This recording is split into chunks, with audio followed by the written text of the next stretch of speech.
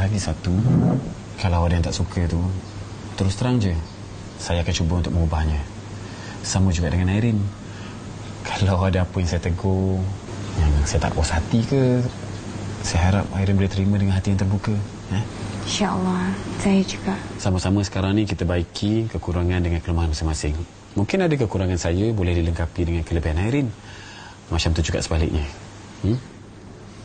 Alhamdulillah, insyaAllah. Abang, apa sepah-sepah ni? Kalau buat kerja tu kemas-kemas lah sikit. Lah, tak apa nanti abang kemas. Kerja abang pun banyak tak siap begitu. Macam budak kecil tahu tak? Takkan hari-hari nak kena remind. Okey, tak apa. Abang kemas. Chill lah, tak ada apa-apa. Okey, sekarang ni saya rehat je. Tak pun saya pergi dapur, pergi ambil air sejuk, minum air sejuk, pakai sejuk sikit hati tu. Boleh? Alah, abang tahu dia penat tu, fikir banyak sangat, tak apa. Okey? Nanti abang urut sayang. Urut sedap tau. Sorry, okay? Sayang macam ni. Apa kata kalau lepas ni kalau sayang ada rasa marah ke apa, sayang zikir. Betul. Sebab zikir tu dia boleh jauhkan rasa marah tu. Lepas tu korang harus macam nak marah macam, geramnya nak marah ni. Istighfar terus. Boleh? Lepas tu dia kemas ke tak? Itu persoalan dia kan. Dan kepada anda yang baru saja menonton, kembali di WHI dan hari ini kita nak bincangkan salah ke ubah pasangan? Salah ke untuk kita nak ubah sikap pasangan? Itu yang setepatnya. Dan hari ini kami sangat bertuah kerana di studio kita ada tetamu istimewa. Dia bukan biasa-biasa. Kita nak kenalkan Encik Amin Idris, perunding motivasi. Dan juga kita ada juga di dalam talian iaitu bersama dengan Nana Mahzan. Assalamualaikum kedua-duanya Encik Amin dan juga Nana. Hai Nana. Waalaikumsalam warahmatullahi. Waalaikumsalam. Hello. Okey, dengar jelas. Baik, kita nak mulakan dengan Encik Amila dulu berkenaan dengan topik kita hari ini. Salahkah ubah pasangan? Apa sebenarnya definisi salahkah ubah pasangan ni? Kita nak ubah dari segi apa? Ataupun siapa yang cenderung untuk mengubah siapa ni, Encik Amil? Okey, sebelum saya jawab soalan tu, kita mesti terlebih dahulu memahami kenapa kita bernikah, kenapa kita kahwin. Sebab ramai orang dia fikir macam mana nak cari berapa persalinan, berapa hantaran, sampai dia lupa apa pengisian selepas kahwin. Akhirnya, akibatnya bila lepas kahwin, masa itulah mula teraba-raba apa nak buat sebenarnya dalam konteks tanggungjawab sebagai suami dan isteri. Okey, tujuan kahwin ialah kita of course pertama nak kongsi hidup. Dan kemuncaknya ialah kita nak bahagia bersama. Dalam menuju ke arah bahagia itulah terkadang ada sepak terajangnya, ada masam manisnya, ada asam dan garamnya. Maka ketika itulah kita akan bertemu dengan isu, dulu perangai dia tak macam ni. Kan? Dulu dia lain. Awak dah berubah Awak dah berubah Itu satu. Kan? Yang kedua, kita expect lain, tapi bila tengok realiti, lain. Nak pula jenis kaki, jenis K-drama, tengok hero-hero Korea jenis soft spoken semua, tengok lelaki tu dia, hoi, buat apa tu? Tak sama langsung. Okey, jadi timbullah persoalan yang disebut tadi. Boleh ke tidak kita ubah pasangan kita? Jawapannya boleh, tetapi bersyarat. Okey.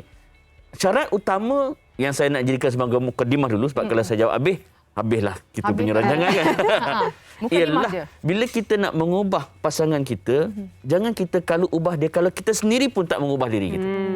Takat tu dulu. Okey, simpan dah. Maksudnya apa-apa mula dengan diri sendiri dulu. Okey. Dan saya suka bila Encik Amin tadi sebut expectation versus reality. Sebab biasanya kita sebagai manusia ataupun sebagai pasangan juga kita expect ataupun kita nakkan pasangan kita seperti ini, nak rajin, bertanggungjawab dan sebagainya. Jadi kita nak tanyalah kepada Nana. Nana, biasanya kalaulah Nana ada expectation tertentu terhadap pasangan ini, adakah Nana nak ubah sikapnya contohnya? Adakah Nana akan berkata-kata ataupun melalui action, melalui perbuatan? Pendekatan Nana.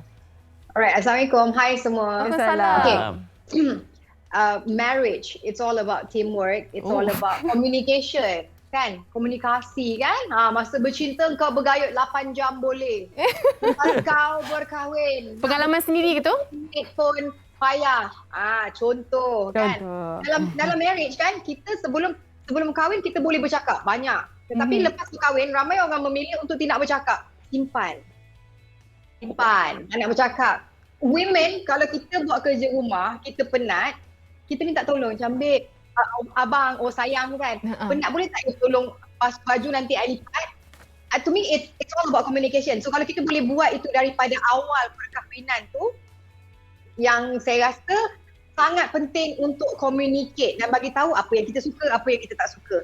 Sebab kita ni kalau macam orang kat luar kan, bukan orang Islam, dia sebelum kahwin dia bolehlah duduk bersama dulu kan. Dia orang bolehlah tengok macam mana okey ke dia ni perangai dia macam mana. Tapi kita bila kita berkahwin barulah kita duduk serumah. Kita macam saya lah, saya tahu saya tidak boleh mengubah seseorang itu untuk menjadi benda yang selain daripada diri dia. Dia telah pun ada dia orang punya rutin ataupun dia punya cara. The whole life yang dia hidup tu, itulah cara dia. Dia dibesarkan mungkin gitu, parents dia mungkin begitu caranya kan. Tapi bila dengan kita, bila kita nakkan sesuatu, it's all about communication and sharing. Kalau saya suka buat macam ni. Kalau sapu sampah kan kadang-kadang kita tak suka husband kita sapu sampah macam mana, ataupun cara dia salah tak sama dengan kita bagi tahu. Sebab we still need the help. Itulah macam saya. Relationship ni untuk kata nak mengubah orang tu tak boleh. Sebab kita dah besar kan, bila orang kata nak meluntur buluh biar dari rebungnya. Betul. Ni dah buluh dah keras kekong dah orang kata kan. Kau nak lentur cana-cana kau kena accept. Dah terlambat. Lambat sikit. Dia perlukan passion, kesabaran yang sangat jitu dan dalam. Betul.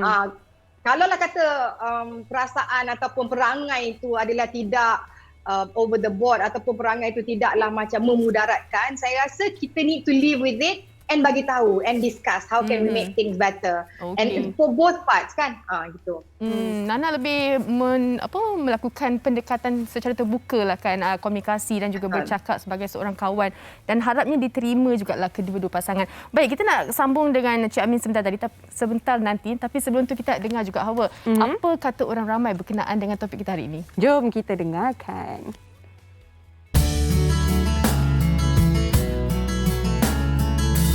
Salah pun bagi saya kalau kita nak ubah pasangan kita lah, tapi kena ada cara yang betul masa kita minta dia untuk ubah sesuatu tu. Dan lagi satu, kena pastikan jangan sampai pasangan kita tu terasa. Tak salah lah, asalkan perubahan tu ke arah kebaikan. Bukan maksudnya kalau macam kita ubah pasangan kita tu, kita tak terima dia seadanya. Contohnya kalau macam isteri tu dia nakkan suami yang daripada seorang yang perokok kepada tidak merokok. Kalau suami dapat berubah, itu kan satu kebaikan. Berubah dalam perkahwinan adalah satu perkara yang penting untuk jadikan kita lebih baik. So kita kena buat satu pendekatan untuk diri kita. Contoh macam sebelum ni kita tak pernah masak, sekarang kita dah pernah masak. Kita buat yang lebih baik untuk diri kita dan pasangan kita. Sebelum kita nak ubah seseorang, first kali of course lah kita kena ubah diri kita sendiri. Nak berubah tu bukan yang mudah. Berubah untuk kebaikan tidak salah. Jadi baik sang isteri atau sang suami perlu istiqomah dan memberikan sokongan untuk sama-sama kita berubah menjadi yang lebih baik. Kalau kita berubah tu untuk mencari kesefahaman, bagi saya memang perlulah untuk berubah. Kadang-kadang kita rasa perubahan tu kecil bagi kita, tapi dengan perubahan yang kecil tu dia mampu menyelamatkanlah segalanya. Macam saya pun lepas berkahwin ni banyak yang dah berubah lah. Cara fikir ubat gigi pun dah berubah. Itu benda yang paling kecil tu. Pasangan tu kena juga terima kita seadanya sesetengah benda perwatakan kita tu. Tak boleh jadi 100% berubah, nanti jadi orang lain pula.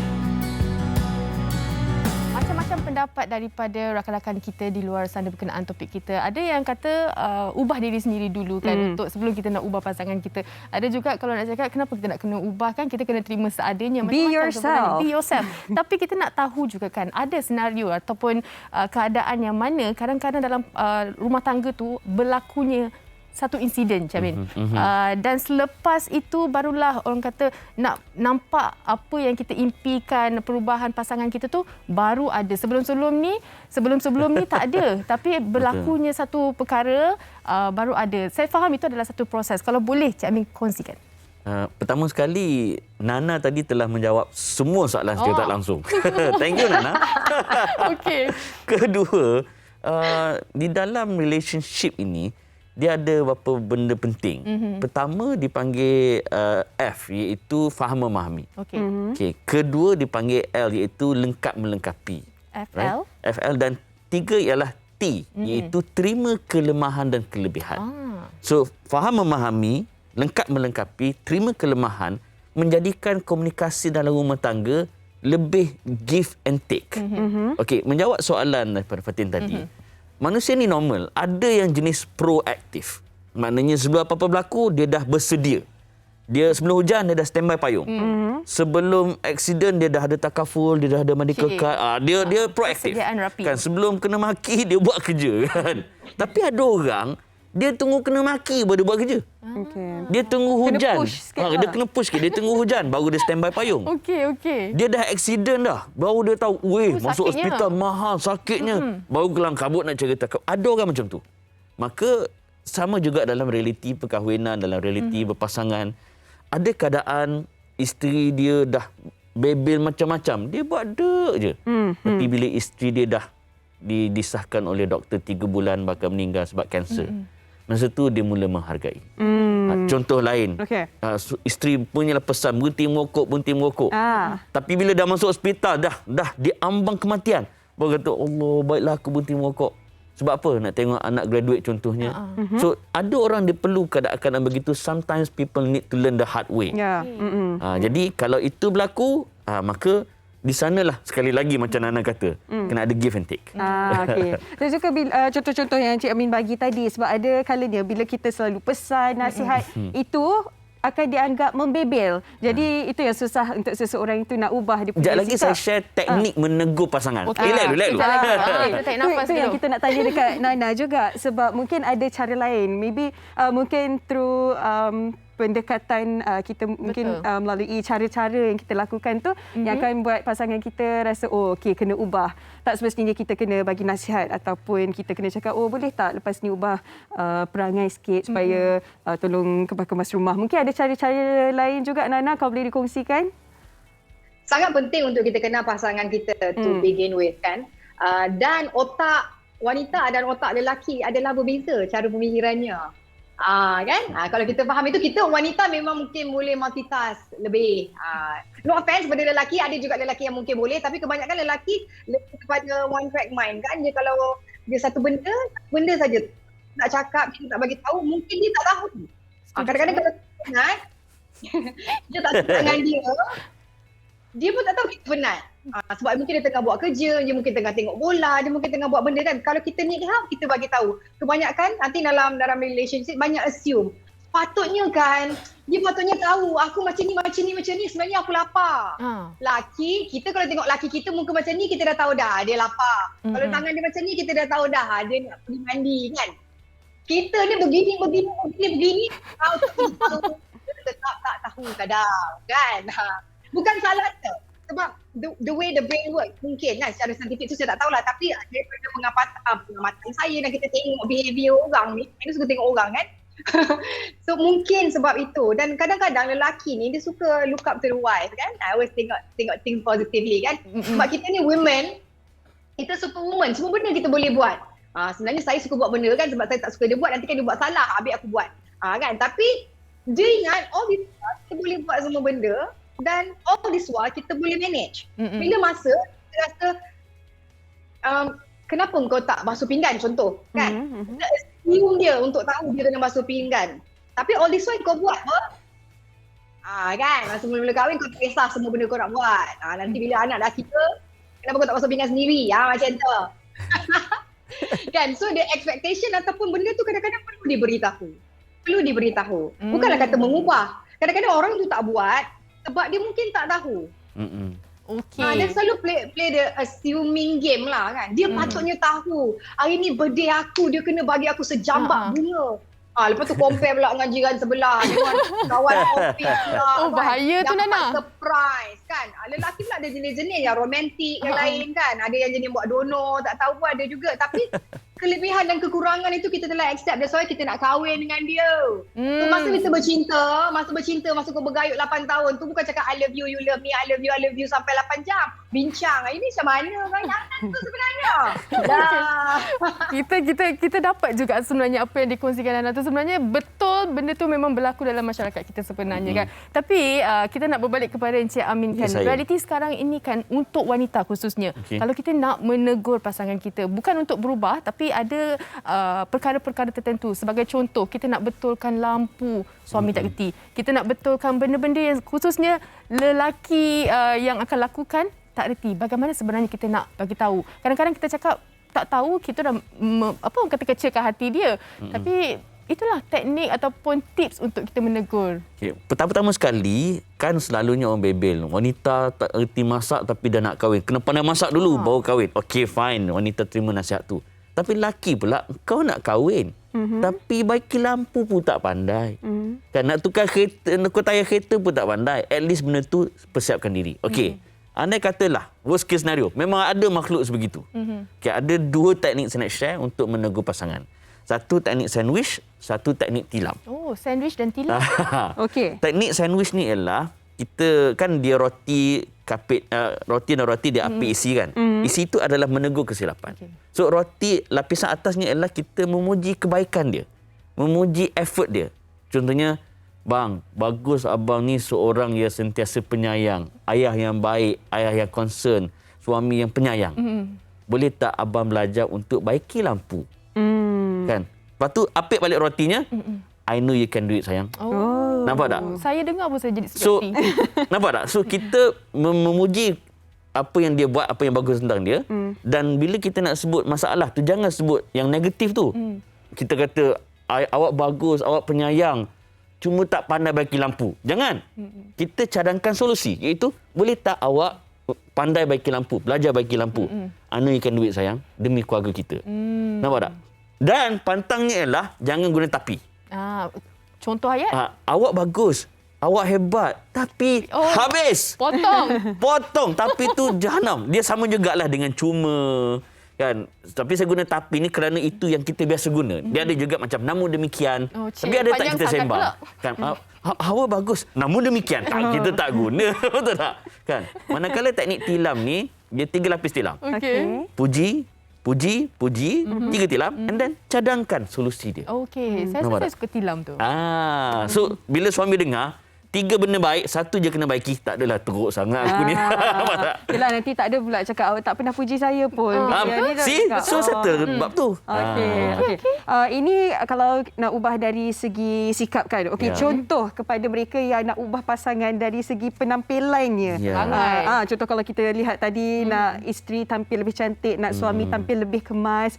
Adakah mungkin ada nakal mereka nak pasangan mereka tampil lebih cantik, handsome, kemas dan sebagainya. Tapi rasa takut macam betul ke tindakan saya ni nak ubah pasangan dari segi penampilan. Pendapat Cik Amin? Saya kena perbetulkan masyarakat kita. Kenapa dalam agama timbul persoalan tabarruj?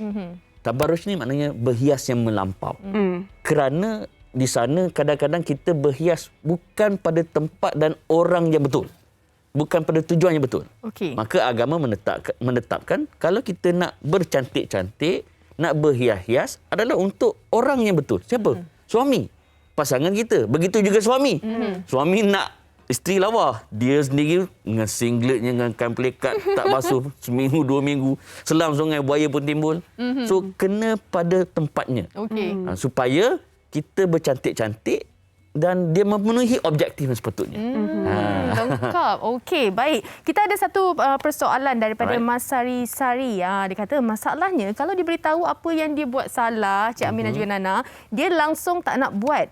Merajuk kot ataupun malas atau tak suka ditegur. Apa pendapat tetamu-tetamu kita hari ini? Kita mulakan dengan Nana lah. Sila Nana.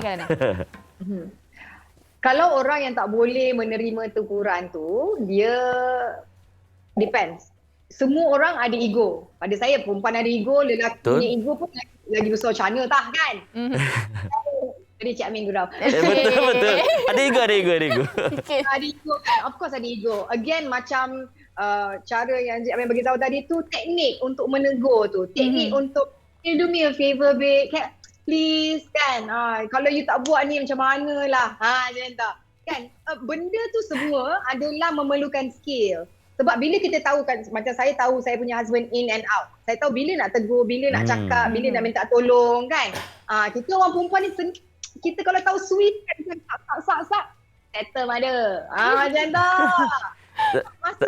Janganlah masa dia balik kerja, dia tengah penat, lepas layan jam. Abang ni dah cakap banyak kali kan, kenapa kau? Salah waktu. Turn off. Semua suruh buat lepas tu memang dia tak akan buat. Kan? Macam itulah saya lah. Saya nak tambah apa yang Nana sebut. Bila kita menegur pasangan, tak kiralah suami tegur isteri ke, isteri tegur suami, dia tak boleh dengar, dia tak boleh terima. Okey, pertama untuk yang ditegur tu, come on lah, orang tegur untuk kebaikan, cubalah dengar dulu. Okey. Bagi yang menegur pula, itu satu sign sebenarnya, satu tanda. Iaitu sama ada kita kurang memahami pasangan kita, ataupun ternyata cara kita kurang tepat. Jadi, kita belajar dari experience, kita dah tahu dah macam Nana sebut, member baru balik traffic jam. Sejam setengah kot, biasanya 20 minit je. Contohnya. Lepas MCO kan? Ini lepas MCO kan. Lepas tu pula dia tanya kat mana, kenapa tak balik lagi, pergi ke mana. Member tu tengah, aduh kan. Lepas tu sampai rumah pula dia pompa.